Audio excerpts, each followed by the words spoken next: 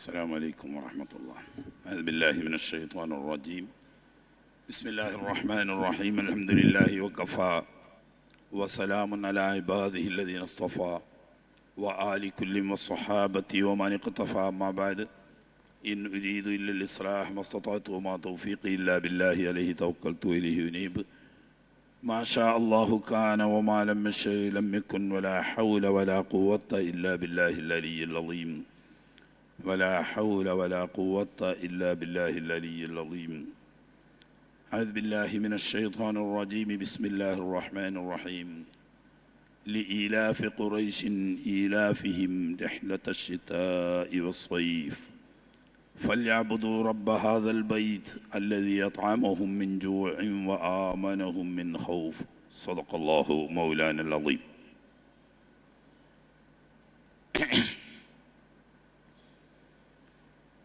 പ്രിയ സഹോദരങ്ങളെ,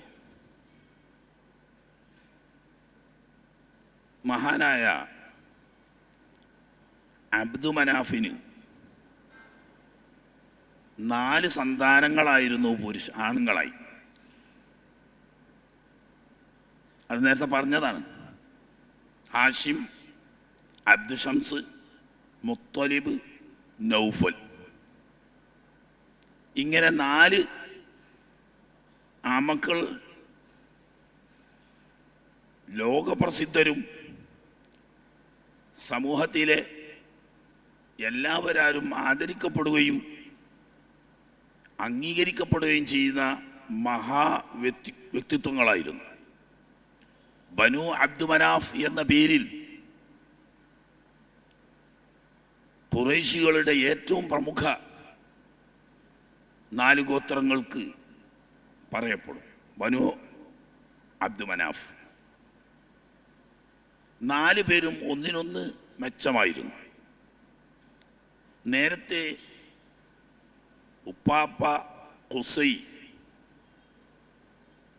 തുടങ്ങിവെച്ച പരിഷ്കരണം പൂർത്തിയാക്കുന്നത് ഈ 4 പേരുടെ കയ്യാലാണ്. അതിലെല്ലാ അർത്ഥത്തിലും പ്രമുഖൻ മഹാനായ ഹാഷിം എന്ന തിരുനബി തങ്ങളുടെ ഉപ്പാപ്പയായി. അവരിലേക്ക് ചേർത്തിയിട്ടാണ് തിരുനബി സല്ലല്ലാഹു അലൈഹി വസല്ലം തങ്ങൾ ഹാഷിമി വംശജനാണ് എന്ന് പറയുന്നത്. ഈ ഹാഷിമിൻ്റെ പരമ്പരയിൽ വന്നു എന്നതുകൊണ്ട്. അബ്ദു ഷംസിൻ്റെ പരമ്പരയിൽ വരുന്നത് പക്ഷേ അബ്ദു ഷംസ് വംശം എന്ന് പറയാറില്ല. അദ്ദേഹത്തിൻ്റെ പുത്രൻ ഉമയ്യത്തിലേക്കാണ് ചേർത്തി പറയുന്നത്. അങ്ങനെ ബനു ഉമയ്യക്കാരെന്ന് പേര് വന്നു. പിന്നീട് മുആവിയ റളിയല്ലാഹു തആല അൻഹു തങ്ങൾ ഉൾപ്പെടെ മഹാനായ ഖലീഫ ഉസ്മാൻ ഇബ്നു അഫ്ഫാൻ റളിയല്ലാഹു തആല അൻഹു ഉൾപ്പെടെയുള്ള പ്രമുഖരൊക്കെ ഈ അബ്ദു ഷംസിൻ്റെ പരമ്പരയിലാണ് വരുന്നത്. അതുകൊണ്ട് അവർക്ക് ബനു അബ്ദു ഷംസ് എന്ന് പറയുന്നതിന് പകരം ബനു ഉമയ്യ എന്നാണ് പറയുക.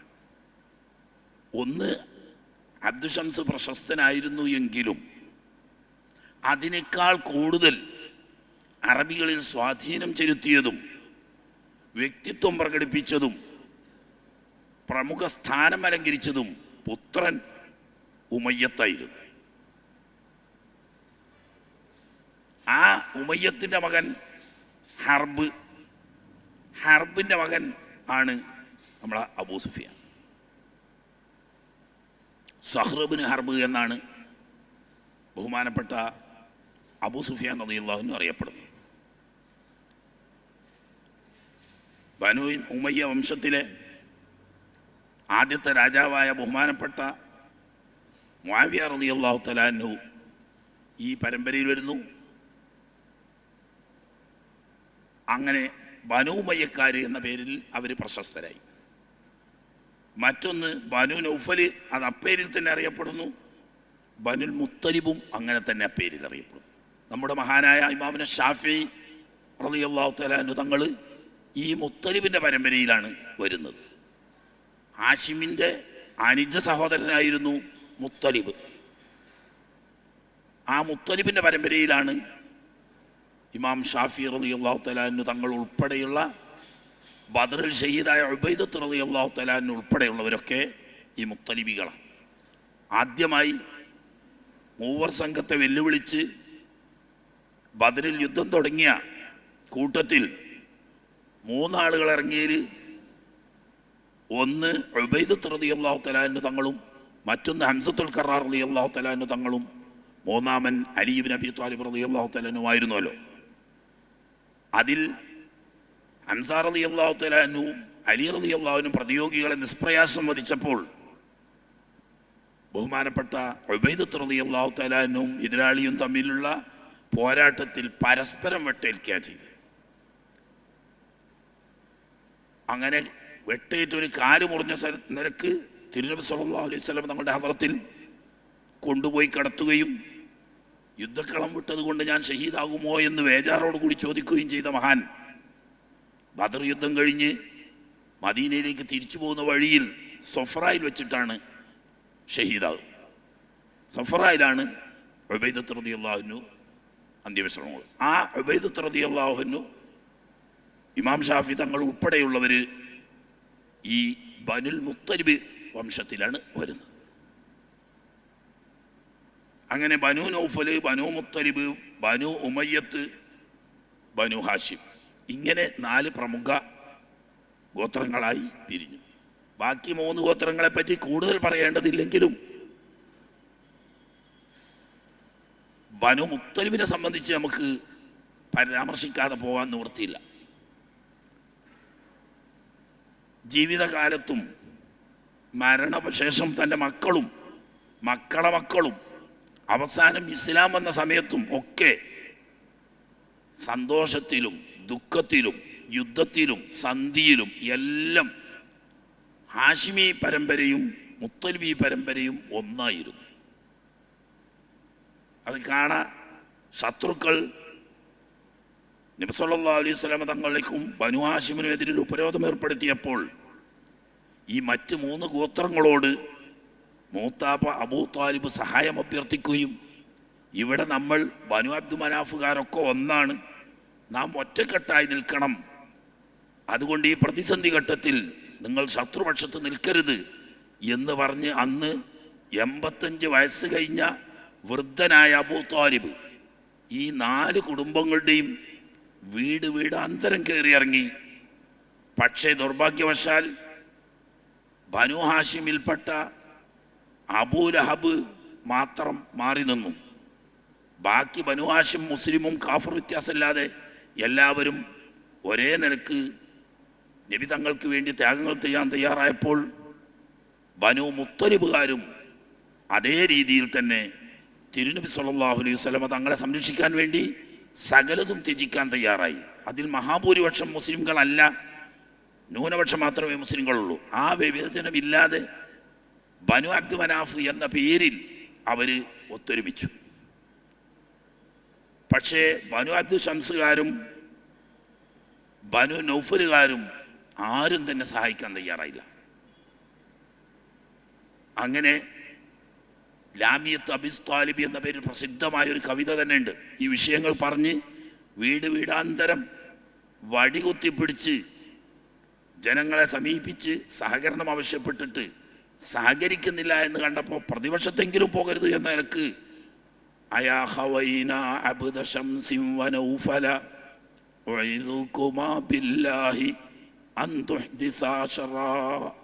എന്നിങ്ങനെ അബൂ താലിബ് പാടുന്നുണ്ട്. നിങ്ങൾ ബനു അബ്ദു ഷംസുകാരും ബനു നൗഫലുകാരും നിങ്ങൾ ഞങ്ങളോട് സഹകരിക്കേണ്ടവരാണ്. നമ്മുടെ വംശപാരമ്പര്യം ബനു അബ്ദു മനാഫുകാർ ഒറ്റക്കെട്ടായി നിൽക്കേണ്ടതാണ്. അതിന് നിങ്ങൾ തയ്യാറല്ല എങ്കിൽ നിങ്ങൾ നിഷ്പക്ഷത പാലിക്കും, ശത്രുപക്ഷത്ത് ചേരല്ലേ. ഞങ്ങളെ കൂടെ കൂടുന്നില്ലെങ്കിൽ വേണ്ട, നിങ്ങൾ ഞങ്ങളെ ശത്രുക്കളുടെ പക്ഷത്ത് കൂടരുത്. അതും അവർ തയ്യാറായില്ല, അവർ ശത്രുപക്ഷത്ത് തന്നെ ചേർന്നു നിന്നു. അതുകൊണ്ടാണ് പിൽക്കാലത്ത് അഹ്ലുബൈത്തിന്റെ ആനുകൂല്യങ്ങൾ ഖുർആൻ പറഞ്ഞ ഗനീമത്ത് സ്വത്തിൽ നിന്നും അല്ലാത്ത ഗവൺമെന്റിന്റെ പൊതുഫണ്ടിൽ നിന്നും അഹ്ലുബൈത്തിന് അവകാശം ഇസ്ലാം വകവെച്ചു കൊടുത്തപ്പോൾ ബനു അബ്ദു ഷംസ് ബനു നൗഫലിനും അതിൽ യാതൊരു വിഹിതവും കൊടുത്തില്ല. അതേ സമയത്ത് ബനു ഹാഷിമിന് കൊടുത്ത അതേ രീതിയിൽ ബനു മുത്തലിബിനും കൊടുത്തു. അങ്ങനെ ബഹുമാനപ്പെട്ട ഉസ്മാൻ ബിൻ അഫ്ഫാൻ റളിയല്ലാഹു തആല അൻഹു ഉൾപ്പെടെയുള്ള ബനു നൗഫലുകാരും ബനു അബ്ദു ഷംസുകാരും വന്നുകൊണ്ട് നബി സല്ലല്ലാഹു അലൈഹി വസല്ലം തങ്ങളോട് അവലാതിപ്പെട്ടു, നബിയെ ഇതാണോ ശരി? ഞങ്ങൾ സംശയം ചോദിക്കുകയാണ്, എതിർക്കുന്നവരല്ല, സഹാബത്തുക്കളല്ലേ, സംശയം ചോദിക്കുകയാണ്. ബനു ഹാഷിമിന് കൊടുക്കണം, അത് ശരിയാണ്, നമ്മൾ തർക്കിക്കുന്നില്ല, തങ്ങളുടെ സ്വന്തം വംശമാണ്. എന്നാൽ ബനു മുത്തലിബിന് എങ്ങനെ കൊടുക്കും? അവരെങ്ങനെ അഹ്ലു ബൈത്തായത്? ബനു അബ്ദു മനാഫ് എന്ന നിലക്കാണെങ്കിൽ ഞങ്ങളും അതിൽപ്പെട്ടല്ലോ. ബനു അബ്ദു മനാഫിന് കൊടുക്കുകയാണെങ്കിൽ 4 കൂട്ടർക്ക് ഒരു വില കൊടുക്കണം, ഞങ്ങളുടെ രണ്ടെണ്ണം മാറ്റി വെച്ച് കാണുന്നു. അല്ല ബനു ഹാഷിമിന് കൊടുക്കുകയാണെങ്കിൽ ഓക്കെ, പക്ഷേ ഈ ബനു മുത്തലിബാർക്ക് എങ്ങനെ കൊടുത്തത് എന്ന് ചോദിച്ചപ്പോൾ നബി സല്ലല്ലാഹു അലൈഹി വസല്ലം തങ്ങൾ പറഞ്ഞത്, നനു വബനുൽ മുത്തലിബി ഷൈഉൻ വാഹിദുൻ ഫിൽ ജാഹിലിയ്യത്തി വഫിൽ ഇസ്ലാം. ജാഹിലിയ കാലം തൊട്ടേ ബനു മുത്തലിബ് ബനു ഹാഷിമിൻ്റെ കൂടെയാണ് എന്നും, അത് ഇസ്ലാമിലും അങ്ങനെ തന്നെ. അതുകൊണ്ട് അല്ലാഹു തആല അവരെ അഹ്ലു ബൈത്തായിട്ട് അംഗീകരിച്ചിരിക്കുന്നു. ആ ഒരു ഐക്യം ഇല്ലാത്തതിൻ്റെ പേരിൽ ബനു ഉമയ്യക്കാരും ബനു നൗഫലുകാരും അഹ്ലു ബൈത്തിൻ്റെ പ്രത്യേകതയിൽ നിന്നും പുറന്തള്ളപ്പെട്ടു. ഏതായാലും ആട്ടെ, ഇതിൽ നമ്മുടെ ചരിത്ര പുരുഷൻ മഹാനായ ഹാഷിം, ഹാഷിമിൻ്റെ പേര് അംറുൽ ഉല എന്ന. ഹാഷിം എന്ന പേര് അദ്ദേഹത്തിന് വരാൻ കാരണം, വലിയ വ്യാപാരിയായിരുന്നു, അദ്ദേഹം ഉണ്ടാക്കിയ ഒരുപാട് പരിഷ്കരണങ്ങളുണ്ട്. അതെന്നും വിശദമായി പറയാൻ ഇനി സമയമല്ല. ഇന്നലെ യാദർച്ഛികമായൊരു സമയം അപ്രതീക്ഷിതമായി നഷ്ടപ്പെട്ടും ചെയ്തു. ഒരു ദിവസം ഖുറൈശികൾ നേരത്തെ വ്യാപാരത്തിലൂടെ ജീവിതമാർഗം കണ്ടെത്തുന്നവരാണ്. പക്ഷേ ഹാഷിമിൻ്റെ കാലഘട്ടം വരെയും അവർ മക്കയിൽ വ്യാപാരം നടത്തുക എന്നല്ലാതെ ഇറക്കുമതി കയറ്റുമതി വ്യാപാരത്തിലേക്ക് കൈവച്ചിട്ടേ ഇല്ല. ഇവിടെയാണ് പ്രത്യേകത. അവർ മക്ക വിട്ടു പോകില്ല, ഹറമിൽ താമസിക്കുക, അവിടെ കച്ചവടം ചെയ്യുക. അപ്പോൾ വിദേശികൾ ഇറക്കുമതി ചെയ്യുന്ന വസ്തുക്കൾ അവർ വാങ്ങി വിൽക്കും. അവരുടെ നാട്ടിലെ ഉൽപ്പന്നങ്ങൾ വിദേശത്തെ കയറ്റുമതിക്കാർക്ക് മറച്ചു വെക്കും. അപ്പോൾ ഇവർക്ക് കേവലം ഒരു ഏജൻറ്റിൻ്റെ പണിയുള്ളൂ. അതുകൊണ്ട് തന്നെ ലാഭമൊക്കെ മറ്റൊരു തട്ടിപ്പോവും. ഏത് പുറത്തുനിന്ന് കൊണ്ടുവരുന്നവരും ഉള്ളിൽ നിന്ന് വാങ്ങിപ്പോകുന്നവരും കച്ചവടക്കാർ ലാഭം തട്ടിപ്പോവും. ഇവർക്ക് പണിക്കൂലിയൊക്കെ ഉള്ളൂ. അതുകൊണ്ട് തന്നെ സാമ്പത്തികമായ പുരോഗതി നേടിയെടുക്കാൻ പലർക്കും ആയിരുന്നില്ല. ദാരിദ്ര്യം എപ്പോഴും അവരെ ചുറ്റും നിലകൊണ്ടിരുന്നു. ഈ അവസ്ഥക്കൊരു മാറ്റം വരുത്താൻ മഹാനായ ഹാഷിം ആദ്യമായി ഷാമിൽ കിസ്ര ചക്രവർത്തിയുടെ സമീപത്ത് പോയി. അപ്പം അദ്ദേഹത്തിനൊരു പ്രത്യേകത ഉണ്ടായിരുന്നു. ഒറ്റ നോട്ടത്തിൽ ആരും ശ്രദ്ധിക്കുന്ന രാജാനുബാഹു, എന്നാൽ സൂര്യശോഭ പോലെ ജ്വലിക്കുന്ന ആ മുഖവും ആരെയും ആകർഷിക്കുന്ന അനിതര സാധാരണമായ ആ വ്യക്തിത്വവും അദ്ദേഹത്തെ ശ്രദ്ധേയനാക്കിയിരുന്നു. അതിനനുസരിച്ചുള്ള സ്വഭാവവുമായിരുന്നു. അങ്ങനെ ഇദ്ദേഹം കിസ്ര ചക്രവർത്തിയുടെ കൊട്ടാരത്തിൻ്റെ ഏതാണ്ട് സമീപത്ത് തന്നെ ഒരു വാടക വീട് വാങ്ങി. അവിടെ വെച്ച് അദ്ദേഹം തൻ്റെ കയ്യിൽ ഇരിക്കുന്ന കാശുകൊണ്ട് ധാരാളം ആട്ടപ്പൊടികൾ ശേഖരിച്ച് അതുകൊണ്ട് റൊട്ടി ഉണ്ടാക്കി. ആ റൊട്ടി ഉണ്ടാക്കിയതിന് പുറമെ ആട് വാങ്ങി അറുത്ത് മാംസമായി കറി വെച്ചു. ഈ റൊട്ടി കഷ്ണമായി മുറിച്ചിട്ട് അതിൽ കറി ഒഴിച്ച് സമീപത്തുള്ള പാവപ്പെട്ടവരെയൊക്കെ വിളിച്ചു വരുത്തി സദ്യ കൊടുക്കുന്നൊരു സ്വഭാവം. ദിവസങ്ങളോളം നീണ്ടു നിൽക്കുന്ന ഈ സദ്യകളിൽ ധാരാളം പണം ചെലവാക്കിയ മഹാൻ. അതുവരെ ഷാമുകാർക്ക് അങ്ങനെ സമ്പ്രദായം അറിയില്ല. പലയിടത്തും ഇപ്പോഴും കേരളത്തിലും ഉണ്ട് ആ സമ്പ്രദായം. പഴയ സമ്പ്രദായം എന്താണെന്ന് വെച്ചാൽ, ഒരു പാത്രത്തിൽ, ഒരു പ്ലേറ്റിൽ, ഒരു പാത്രത്തിൽ കറി എടുക്കും. റൊട്ടി ആ കറിയിൽ കുത്തി കഴിക്കുക ചെയ്യാം. അങ്ങനെയാണ് അതുവരെ ഷാമുകാരൻ ചെയ്ത്. റൊട്ടി കഷ്ടിച്ചിട്ട് അതിൽ കറി ഒഴിച്ച് ശരീരാക്കിയിട്ട് കഴിക്കുന്ന സമ്പ്രദായം അവർക്കാർക്കും ഇല്ല. അതാദ്യം അവർക്ക് കാണിച്ചു കൊടുത്തത് ഹാഷിമാണ്. ഈ വാർത്ത രാജാവിൻ്റെ ചുവട്ടിലും എത്തി. ഇങ്ങനെ മക്കക്കാരനായ ഒരു ഖുറൈശി ഇവിടെ വന്ന് പാവങ്ങൾക്ക് വലിയ സഹായങ്ങളും സദ്യകളുമൊക്കെ നൽകുന്നുണ്ട്. സ്വാഭാവികമായും അദ്ദേഹത്തെ കാണാൻ വേണ്ടി രാജാവ് ക്ഷണിക്കുകയും കണ്ട മാത്രയിൽ തന്നെ രാജാവിന് അദ്ദേഹത്തോട് എന്തൊന്നില്ലാത്ത മതിപ്പും ആദരവും തോന്നുകയും, ചെറുപ്പക്കാരനായ ഹാഷിം അനിതർ സാധാരണമായ വ്യക്തിത്വം കണ്ടപ്പോൾ ചരിത്രത്തിൽ അപൂർവങ്ങളിൽ അപൂർവമായ കിസ്ര ചക്രവർത്തിയുടെ പുത്രിയെ വിവാഹം കഴിക്കാൻ ഹാഷിമിനോട് അദ്ദേഹം ആവശ്യപ്പെടുകയുണ്ടായി. പക്ഷേ പാരമ്പര്യ പിന്തുടർച്ച പ്രകാരം നടക്കുന്നതല്ലാത്തത് കൊണ്ട് തന്നെ സന്തോഷപൂർവം എന്നാൽ ബഹുമാനത്തോടു കൂടി ആ ക്ഷണം മഹാനായ ഹാഷിം തള്ളിക്കളഞ്ഞു. എന്നിട്ട് പറഞ്ഞു, മഹാരാജാവേ, ഇവിടത്തേക്ക് തിരുമുഖത്തേക്ക് കാണണമെന്ന് എനിക്ക് ആഗ്രഹമുണ്ടായിരുന്നു. എനിക്ക് എൻ്റെ ജനങ്ങളെപ്പറ്റി ഒരുപാട് പറയാനുണ്ട്. ഈ നാട്ടിൻ്റെ നന്മയിലും എനിക്ക് ചിലതൊക്കെ ചെയ്യാനുണ്ട്. ഒന്ന്, ഇവിടെ വളരെ അത്യാവശ്യമുള്ള അറബി നാടുകളിൽ ഉൽപ്പാദിപ്പിക്കപ്പെടുന്ന ഉൽപ്പന്നങ്ങൾ വിദേശികളായ വ്യാപാരികൾ വന്ന് അവർ ഞങ്ങളടുക്കൽ നിന്ന് ചുരുവിലക്ക് വാങ്ങി ഇവിടെ കൊണ്ടുവന്ന് തീവിലക്ക് വിൽക്കുകയാണ്. അത് നിങ്ങളെ നാട്ടുകാരെ സംബന്ധിച്ച് വലിയ നഷ്ടമാണ്.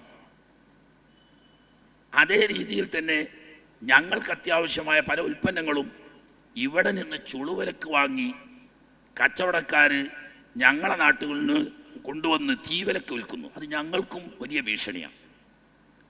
അതുകൊണ്ട് എനിക്ക് പറയാനുള്ളത്, ഖൈസർ മഹാരാജാവ് ഒരു ലൈസൻസ് പത്രം എഴുതിത്തരണം. അറബികൾക്ക് യഥേഷ്ടം അവരുടെ ഉൽപ്പന്നങ്ങൾ ഷാമിൽ എവിടെ വേണമെങ്കിലും കൊണ്ടുവന്ന് വിൽക്കാമെന്നും അറബികൾക്ക് ഷാമിലെ ഏതുൽപ്പന്നവും സ്വതന്ത്ര മാർക്കറ്റിൽ നിന്ന് വിലക്ക് വാങ്ങാം എന്നുമുള്ളൊരു അനുമതി പത്രം മഹാരാജാവ് തിരുമനസ്സുകൊണ്ട് ഞങ്ങൾക്ക് അനുവദിച്ചു തരണം. രാജാവിനും ആ സംഗതി ബോധ്യമായി. അറബി ഉൽപ്പന്നങ്ങൾ അവർക്ക് അനിവാര്യമാണ്, പക്ഷെ അത് തീവരക്കാണ് അവർക്ക് കിട്ടുന്നത്. എന്നാൽ ഉൽപ്പാദകർക്കോ വളരെ തുച്ഛമായവരെ കിട്ടുന്നുള്ളൂ. അങ്ങനെ ഒരു മിതമായ വിലക്ക് അറബി ഉൽപ്പന്നങ്ങൾ കിട്ടാനും നമ്മുടെ വില മാന്യമായ വിലക്ക് നമ്മളെ ചരക്കുകൾ അറബികൾക്ക് വിൽക്കാനും അവർ തന്നെ നേരിൽ കൊണ്ടുപോയി നാട്ടിൽ വിൽക്കുകയും ചെയ്യുമ്പോൾ അവർക്കും തന്നെ അത് സഹായകമാവും. അങ്ങനെ സന്തോഷത്തോടു കൂടി ഖൈസർ ചക്രവർത്തി അറബികൾക്ക് യഥേഷ്ടം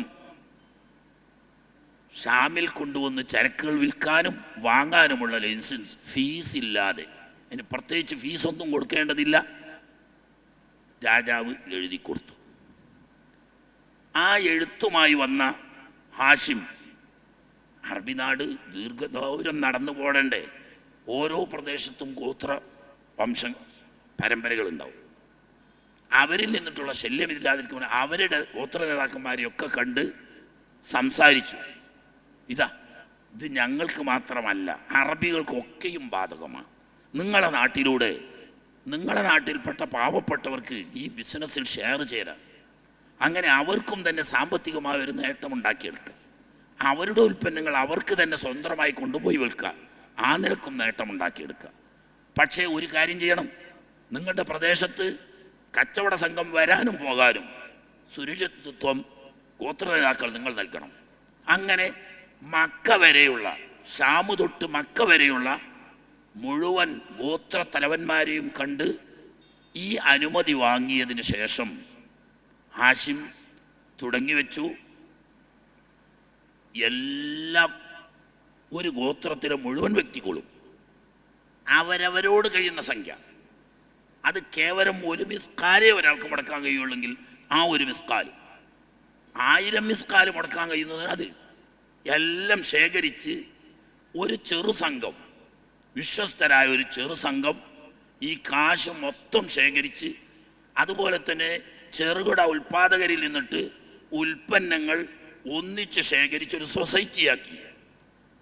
ഇത് ഈ ഗോത്രങ്ങളുടെ ഇടയിലൂടെ പോകുമ്പോൾ ആ ഗോത്രങ്ങളിൽപ്പെട്ട താല്പര്യമുള്ളവർ ഇതേ രീതിയിൽ തന്നെ ഈ സംഘത്തിൽ അംഗങ്ങളായി അവരുടെ ചരക്കുകൾ കൊണ്ടുവരാനും അവർക്ക് സാധനങ്ങൾ വാങ്ങാനുള്ള പൈസ മുടക്കാനും അങ്ങനെ ഷാമിലെത്തുമ്പോൾ ഒരു വൻ സംഘമായി മാറും. മക്കയിൽ നിറങ്ങുമ്പോൾ ചെറിയ സംഖ്യക്കാരും, ഷാമിലെത്തുമ്പോഴേക്ക് എല്ലാ ഗോത്രത്തിൽ നിന്നുള്ള സംഘങ്ങൾ ചേർന്ന് ലോകപ്രസിദ്ധമായ ഒരു കച്ചവടത്തിൻ്റെ സൊസൈറ്റിയായി അത് മാറും. അങ്ങനെ യഥേഷ്ടം സാധനങ്ങൾ, ഉൽപ്പന്നങ്ങൾ ഷാമിൽ വിൽക്കാനും അതോടുകൂടി ഷാമിലെ വ്യാപാരം ഷാമുകാർക്ക് വലിയ നേട്ടമാക്കിയെടുക്കാനും സാധിച്ചു.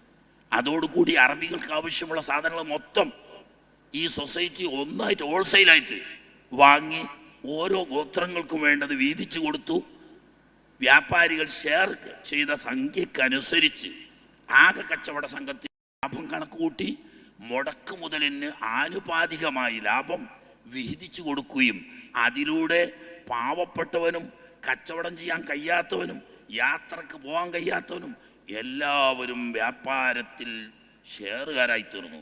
അതോടുകൂടി സാമൂഹികമായി ഒന്നിച്ചൊരു പുരോഗതി ഉണ്ടാക്കിയെടുക്കാനിത്. പക്ഷേ അറബികളുടെ മുന്നിൽ ഒരു പ്രതിബന്ധമുണ്ട്. ഒന്നാമത്തെ പ്രതിബന്ധം, ചൂട് രാജ്യമാവുന്ന അറബി രാജ്യത്തിൽ നിന്ന് തണുപ്പ് രാജ്യമാവുന്ന ഷാമിലേക്ക് എന്നും യാത്ര ചെയ്യാൻ കഴിയില്ല. തണുപ്പ് കാലത്ത് ഷാം യാത്ര പ്രയാസകരമാണ്, ചൂട് കാലത്തെ അങ്ങോട്ട് പോകാൻ കഴിയുള്ളൂ. അപ്പോൾ ഒരു കൊല്ലത്തിൽ ഒരു യാത്ര കൊണ്ട് സാമൂഹികമായി കാര്യമായ പരിവർത്തനം ഉണ്ടാക്കിയെടുക്കാൻ കഴിയില്ലെന്ന് മനസ്സിലാക്കിയ ഹാഷിം രണ്ടാമത് ചെയ്തത് നേരെ യമനിൽ പോവുകയായി. യമനിൽ അന്ന് പ്രധാനപ്പെട്ട 2 രാജവംശങ്ങളുണ്ട്. ഒന്ന് ഹെമ്യർ വംശജരും മറ്റൊന്ന് ഈ ഹെമ്യർ വംശജരുമായി ബഹുമാനപ്പെട്ട ഹാഷിം ഇതേ രീതിയിൽ തന്നെ കരാറിലേർപ്പെടുകയും ഉഷ്ണകാലത്ത് ഷാമിലേക്ക് പോകുമ്പോൾ ശൈത്യകാലത്ത് യമനിലേക്ക് ഇതേ രീതിയിൽ തന്നെ മക്ക മുതൽ യമനിലെത്തുന്നത് വരെയുള്ള ചെറിയ ചെറിയ ഗോത്രങ്ങളെ മുഴുവനും സമീപിച്ച് ആ ഗോത്ര തലവന്മാരിൽ നിന്നും അവരുടെ നാടുകളിലൂടെ കച്ചവട സംഘത്തിന് പോകാനും വരാനുമുള്ള സംരക്ഷണം എഴുതി വാങ്ങുകയും അതോടുകൂടി അവരെ കൂടി കച്ചവടത്തിൽ ഷെയറുകാരാക്കുകയും എന്നിട്ട് അവിടുത്തെ രാജാവിനെ സമീപിച്ച് ഇതേ രീതിയിൽ തന്നെ പറയുകയും ചെയ്തു.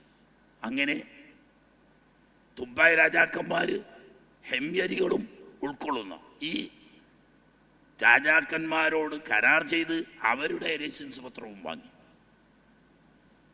ഇങ്ങനെയാണ് ലി ഈലാഫി ഖുറൈശിൻ ഈലാഫിഹിം രഹ്ലത ശിത്താഇ വസ്സൈഫ് എന്ന ആയത്ത് പരാമർശിക്കുന്നത് ഈ 2 യാത്രകളാണ്. അതാണ് തുടക്കം.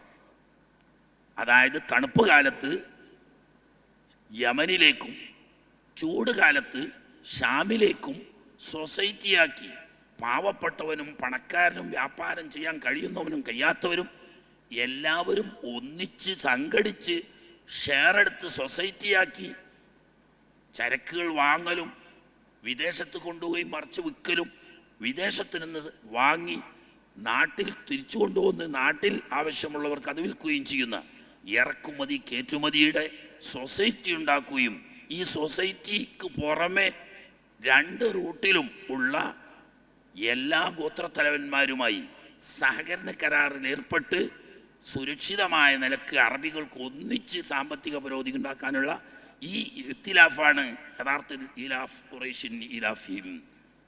അപ്പോൾ ഈ 4 മക്കളും പൊതുവെ വലിയ മത്സരത്തിലാണ്. ഏത് ഹാഷിമാണിപ്പോൾ പ്രധാനമായ ഈ ബാബ് തുറന്നു വെച്ചുകൊണ്ട് ഈ ഈലാഫ് ഫസ്റ്റിൽ തുടങ്ങിയത്. അത് വലിയൊരു പുരോഗതിയായി. അറബികളുടെ ശ്രദ്ധ മുഴുവനും ഹാഷിമിലേക്ക് തിരിയുന്ന ഒരവസ്ഥ. അങ്ങനെ വന്നപ്പോൾ തൻ്റെ കൂടപ്പറപ്പാവുന്ന അബ്ദു ഷംസ്, നമ്മൾ പറഞ്ഞല്ലോ കൂടപ്പറപ്പ, രണ്ടാളോടി ഇരട്ട മക്കളാണ്. കൂടപ്പറപ്പാവുന്ന അബ്ദു ഷംസ് മനസ്സിലാക്കി, ഇവിടെ നമ്മൾ ഉറങ്ങിയിരുന്നാൽ ഹാഷിം എല്ലാ സ്ഥാനങ്ങളും ബഹുമാനങ്ങളും കൊണ്ടുപോകും, സമൂഹത്തിലുള്ള അംഗീകാരം നമുക്ക് നഷ്ടപ്പെടും. അതുകൊണ്ട് അങ്ങനെ ഹാഷിമിനെ വിട്ടുകൊടുത്താൽ പറ്റില്ല. എന്നാൽ ആരോഗ്യകരമായ മത്സരമാണ്, ശത്രുതാപരമായ മത്സരമല്ല, ആരോഗ്യകരമായ മത്സരം. കാരണം അദ്ദേഹം ഷാമുക്കും അല്ല പോയത്, യമനുക്കും അല്ല. ഈ രണ്ടും അല്ലാത്തൊരു സ്ഥലത്തേക്കും പോകാലോ. എത്രയും വ്യാപാരം അതാണല്ലോ.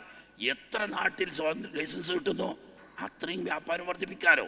അപ്പോൾ അറബികൾക്ക് ഒന്നുകൂടി മെച്ചവും, തന്നെയും അറബികൾ നേതൃസ്ഥാനത്ത് അംഗീകരിക്കുമെന്ന് മനസ്സിലാക്കി ഇദ്ദേഹം പോയത് ഹബശയിലെ നജ്ജാശി രാജാവിൻ്റെ അടുത്തേക്കാണ്. അങ്ങനെ നജ്ജാശി രാജാവിൻ്റെ അടുത്ത് നിന്ന് അദ്ദേഹം നേരത്തെ തന്നെ അറബികളുമായി നല്ല ബന്ധത്തിലുള്ള ആളാണ്. അദ്ദേഹത്തോടും ഈ ആശയം കൈമാറിയപ്പോൾ അദ്ദേഹത്തിനും അത് വേഗം മനസ്സിലായി. കാരണം അറബികളുടെ ഉൽപ്പന്നങ്ങൾ ചുളുവിലക്ക് വാങ്ങിയിട്ട് ഇവിടെ കൊണ്ടുവന്ന് തീവിലക്ക് വിൽക്കുന്ന പല അജമികളുമുണ്ട്. അവരുടെ ചൂഷണത്തിൽ നിന്ന് അറബികളെയും രക്ഷിക്കാം, ഹബശികളെയും രക്ഷിക്കാം. ഒരു നല്ല സന്ദർഭമായി കണ്ട് ഹബശ ചക്രവർത്തിയും എന്താക്കി, നജ്ജാശി രാജാവും ഇതേ നിലക്ക് ലൈസൻസ് അനുമതി എഴുതി കൊടുത്തു. അതനുസരിച്ച് മൂന്നാമത്തെ ഒരു റൂട്ട് കൂടി ഖുറൈശികളുടെ മുന്നിൽ തുറക്കപ്പെട്ടു. ഇത് കണ്ടപ്പോൾ പിന്നെ മറ്റൊരു രണ്ടാളും നോക്കിക്കൂലല്ലോ, വേറെ രണ്ടാളും ഉണ്ടല്ലോ, നൗഫലും ഉണ്ട് മുത്തലിബും ഉണ്ട്. അപ്പം അടുത്ത് നൗഫൽ, അദ്ദേഹം പൊതുവെ ശ്രദ്ധേയനും പ്രമുഖനുമായൊരു വ്യക്തിത്വമാണ്. അദ്ദേഹം നേരെ ചെന്നത് ഹാഷിം കൈസറിനെയാണ് സമീപിച്ചതെങ്കിൽ ഇറാഖിലെ കിസ്ര ചക്രവർത്തിയെയാണ് സമീപിച്ചത്. അന്നത്തെ ഏറ്റവും വലിയ രണ്ട് വൻ ലോകരാഷ്ട്രങ്ങളാണ് കിസ്രയും കൈസറും ഭരിക്കുന്നത്. കൈസറിനെ സമീപിച്ച് ഇതേ ആവശ്യം തന്നെ നൗഫൽ ഉന്നയിക്കുകയുണ്ടായി. ഞങ്ങളുടെ ഉൽപ്പന്നങ്ങൾ ഇവിടെ എന്തായാലും നിങ്ങൾക്ക് ആവശ്യമാണ്, ഞങ്ങൾക്കാണെങ്കിലോ ഉൽപ്പന്നത്തിന് മാന്യമായ വില കിട്ടുന്നില്ല. അജമികളായ ആളുകൾ ചുളുവിലക്ക് വാങ്ങി പോവാണ്, ഉൽപ്പാദകർക്ക് കാര്യമായിട്ടൊന്നും കിട്ടാനില്ല, ഞങ്ങൾ എന്നും ദാരിദ്ര്യത്തിലാണ്. ഇവിടെയാണെങ്കിലോ ഈ വസ്തുക്കൾ തീവിലക്കാണ് നിങ്ങൾ വാങ്ങേണ്ടി വരുന്നത്. അതുപോലെ തന്നെ പല വസ്തുക്കളും നിങ്ങളവിടെ ഉൽപ്പാദിപ്പിക്കുന്നത് ഞങ്ങൾക്ക് ആവശ്യമുണ്ട്. അത് വലിയ വ്യാപാരികൾ ചെറിയ കച്ചവടക്കാരെന്നിട്ട് ചുളുവിലക്ക് വാങ്ങി ഞങ്ങളുടെ നാട്ടിൽ കൊണ്ടുവന്നിട്ട് തീവിലക്ക് വെക്കുകയാണ്. നേട്ടമൊക്കെ ഈ ഇടത്തട്ടുകാർ കച്ചവടക്കാർക്കാണ്, ഞങ്ങൾക്കൊന്നുമില്ല, നിങ്ങൾക്കും ഒന്നുമില്ല. അതുകൊണ്ട് ഞങ്ങൾക്കൊരു അനുവാദം, അറബികൾക്ക് ഇവിടെ കൊണ്ടുവന്ന് ചരക്ക് വിൽക്കാനും ഇവിടെ നിന്ന് വാങ്ങാനും നേരിട്ട് വാങ്ങാനുള്ളൊരു അനുമതി തിരുമനസ് അനുവദിച്ചു തന്നാൽ ഞങ്ങൾക്കും ഈ നാട്ടിനും തന്നെ അത് പുരോഗതിക്ക് കാരണമാകും എന്ന് പറഞ്ഞപ്പോൾ അത് അംഗീകരിച്ചുകൊണ്ട് കിസ്ര ചക്രവർത്തി നൗഫലിന് ഇതേ അനുമതി കൊടുത്തു. അപ്പോൾ മൂന്നാമത്തെ ഒരു വലിയ കവാടവും കൂടി അറബികളുടെ മുന്നിൽ തുറന്നിടുകയുണ്ടായി. അപ്പം പിന്നെ ഇനി വേറൊരാളുകൂടി ഉണ്ട്, മുത്തലിബുണ്ട്. മുത്തലിബ് എല്ലാ അർത്ഥത്തിലും ചെറിയ മകനാണ്. മുത്തലിബ് എല്ലാ അർത്ഥത്തിലും ഹാഷിമുമായി കൂടിച്ചേർന്ന് നിൽക്കുന്ന മഹാൻ. അദ്ദേഹത്തിൻ്റെതായ സംഭാവന അറബി സമൂഹത്തിന് നൽകണമെന്ന നിലക്ക് യമനിൽ തന്നെയുള്ള മറ്റ് ചക്രവർത്തിമാരുടെ സമീപിച്ച് അവിടെ നിന്ന് അദ്ദേഹവും അനുമതി വാങ്ങി. അങ്ങനെ ഈ 4 മക്കൾ, ഹാഷിമും അബ്ദു ഷംസും നൗഫലും മുത്തലിബും, അറബികളുടെ സമീപ പ്രദേശത്തുള്ള രാഷ്ട്രങ്ങളിലൊക്കെ യഥേഷ്ടം ചരക്ക് കൊണ്ടുപോകാനും കൊണ്ടുവരാനും വിൽക്കാനും വാങ്ങാനും സുരക്ഷിതമായ വഴിയോടുകൂടി അനുമതി വാങ്ങിയാണ്. ഇവിടെ ആ നാട്ടിൽ കൊണ്ടുപോയി വിൽക്കലും വാങ്ങലും എല്ലാ പ്രശ്നം. മറിച്ച് അറബി ഗാത്രങ്ങളുടെ സ്വഭാവം തന്നെ വഴിയാത്രക്കാരെയും വ്യാപാരികളെയും കൊള്ള ചെയ്യലും കൊല്ലലുമാണ്. ഇതൊഴിവാക്കാനാണ് ഈലാഫ് ചെയ്തത്. അതാണ് ഈലാഫ്. എല്ലാ ഗോത്രത്തലവാന്മാരെയും കണ്ടിട്ട് അവരുടെ പ്രദേശത്തുള്ള അമ്ന് കരാർ എഴുതി വാങ്ങി. അവർക്ക് കൂടി വ്യാപാരത്തിൽ എന്ത് കൊടുക്കുകയും ചെയ്തു, ഷെയർ കൊടുക്കുകയും ചെയ്തു. അപ്പം എന്തായി, അവർക്കും പുരോഗതി കിട്ടും. പോകുന്ന ഖുറൈശികളുടെ കച്ചവട സംഘം എപ്പോഴും സുരക്ഷിതരാണ്. അന്നും നാനാഭാഗത്തു നിന്നുള്ള കച്ചവടക്കാർ കൊല്ലപ്പെടുകയും കൊള്ള ചെയ്യപ്പെടുകയും ചെയ്തുകൊണ്ടിരിക്കുമ്പോൾ ഖുറൈശികൾ ഈ 4 ദിശയിലേക്ക് പോയാലും ഖുറൈശികളുടെ വ്യാപാര സംഘമാണെന്ന് പറഞ്ഞാൽ ആരും എതിർക്കാത്ത, എല്ലാവരും അനുവദിക്കുന്നു. അതുകൊണ്ട് തന്നെ ഈ 4 പേർക്ക് അൽ മുജീസൂൻ എന്ന പേരിൽ ചരിത്രം പരിചയപ്പെടുത്തുന്നു. അൽ മുജീസൂൻ എന്ന് പറഞ്ഞാൽ ഇവർ മുന്നിലുണ്ടാവും, ഈ 4 ആള്. അതല്ലെങ്കിൽ അവരുടെ പ്രത്യേകമുള്ള ഒരു വസ്ത്രം എന്തെങ്കിലും അടയാളമായി കൊടുത്തിട്ട് അവരുടെ ഒരു പ്രതിനിധി ഉണ്ടാവും. ഇവർ മുന്നിലുണ്ടെങ്കിൽ അത് മുജീസിങ്ങളുടെ കച്ചവടമാണ് എന്ന് പറഞ്ഞ് ആ ഈലാഫാണത്. ഈ ഈലാഫ് അനുമതി ലഭിച്ച കച്ചവട സംഘം അതോടുകൂടി കുറച്ച് കാലം കൊണ്ട് നാട്ടിന് വലിയ പുരോഗതി. അങ്ങനെയാണ് യഥാർത്ഥത്തിൽ മക്കക്കാര് ലോകത്ത് ശ്രദ്ധേയരായ വ്യാപാരികളായി. അതിൻ്റെ ഇടയ്ക്കൊക്കെ ചെറിയ ചില്ലറ എന്തെങ്കിലും ആരെയും കൊണ്ടുവരുന്ന വാങ്ങിയിട്ട് ഇവിടെ വെക്കും. ഇവിടെ ഉള്ള കിട്ടുന്നവർക്ക് പുറത്തേക്ക് വെക്കുമെന്നല്ലാതെ അവർ പുറത്തു പോകാനില്ല. ഇങ്ങനെ ഹാഷിം എന്ന പേര് കിട്ടിയത് പറഞ്ഞല്ലോ നമ്മൾ. ഹാഷിം എന്ന പേരിൽ അറിയപ്പെടാൻ കാരണം ആദ്യം അപ്പേര് വന്നത് പറഞ്ഞേക്ക് കൈസറിൻ്റെ അടുത്തുനിന്ന് ഷാമെന്ന റൊട്ടി മുറിച്ചിട്ട് അതിൽ കറി ഒഴിച്ച് ശരീതാക്കി കൊടുക്കുമ്പോൾ ഹഷമത് ശരീദ പറഞ്ഞാൽ റൊട്ടി മുറിച്ചിട്ട് കൊണ്ട് അതിൽ മാംസം ഒഴിച്ച് ഭക്ഷണം കൊടുക്കുന്നത് കൊണ്ട് വന്ന പേരാണ് ഹാഷിം എന്ന പേര്. എന്നതുപോലെ ഈ ഇടക്കാലത്ത് വ്യാപാരത്തിൽ മാന്ദ്യം അനുഭവപ്പെടുകയും ചില പ്രത്യേക കാരണങ്ങളാൽ കടുത്ത ദാരിദ്ര്യം അനുഭവപ്പെടുകയും ചെയ്തു മക്കയിൽ. ആ സമയത്ത് മക്കൾ പട്ടിണി കടന്ന് മരിക്കുന്നത് കണ്ട് കണ്ണുനീരൊഴുക്കാനല്ലാതെ സാധാരണക്കാരായ അറബികൾക്ക് നിവൃത്തിയില്ലാത്ത അത്രയും കടുത്ത വരൾച്ച.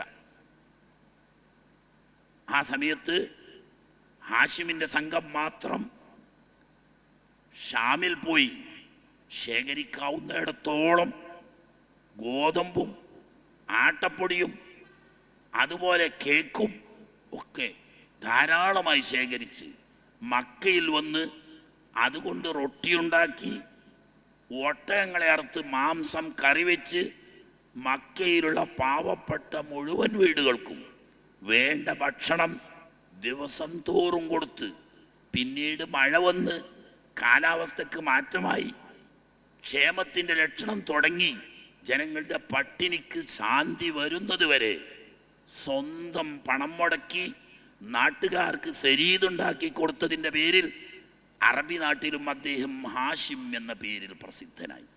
യഥാർത്ഥത്തിൽ ആള് അമ്രാണെങ്കിലും ഹാഷിമായി മാറിയതാണ്. ഇതുകൊണ്ടാണ് അല്ലാഹു തആല പ്രത്യേകം ഈലാഫി ഖുറൈശിൻ ഈലാഫിഹിം റഹ്ലത ശിത്താഇ വസ്സൈഫ്, ഇക്കാലം വരെ മക്കയിൽക്ക് ലഭിക്കാത്ത അതുല്യമായ അനിതര സാധാരണമായ സാമ്പത്തിക വളർച്ചയ്ക്ക് കാരണമാവുന്ന ഈലാഫ് ഈ 4 മക്കളിലൂടെ ബനു അബ്ദു മനാഫ് നേടിയെടുക്കുകയും അത് അവരിൽ പരിമിതപ്പെടുത്താതെ ബനു ഇസ്മായിൽ എന്ന് പറയുന്ന അറബി വംശജർക്ക് എല്ലാവർക്കും ഫലപ്രദമാവുന്ന നിലക്ക് നടപ്പിൽ വരുത്തിയത് മുഖേന അവർക്കുണ്ടായിത്തീർന്ന ഭൗതികമായ പുരോഗതിയും നേട്ടവും എടുത്തു കുടഞ്ഞുകൊണ്ട് അല്ലാഹു തആല പറയുന്നു, ഇതൊന്നും നിങ്ങളവരിപ്പം കൊണ്ട് കിട്ടിയതല്ല, മറിച്ച് എന്നെ ഇബാദത്ത് ചെയ്യാൻ, എൻ്റെ തൗഹീദ് വിശ്വസിക്കാൻ, എൻ്റെ റിസാലത്ത് വഹിക്കുന്ന ഒരാൾ ഇവിടെ വരാനിരിക്കുന്നുണ്ട്. അവരുടെ വരവിൻ്റെ സൂചനയായിട്ട് അല്ലാഹു തആല നൽകിയതാണ് നിങ്ങൾക്കത്. അതുകൊണ്ട് ഇതൊക്കെ റബ്ബിൻ്റെ ഖുദ്റത്ത് കൊണ്ടാണ് കുറച്ച് കാലം കൊണ്ട് മക്കത്തിന് വമ്പിച്ച പുരോഗതി ഉണ്ടാക്കിയെടുക്കാനും ലോകത്തെ ശ്രദ്ധേയരായി മാറാനും സാധിച്ചത്.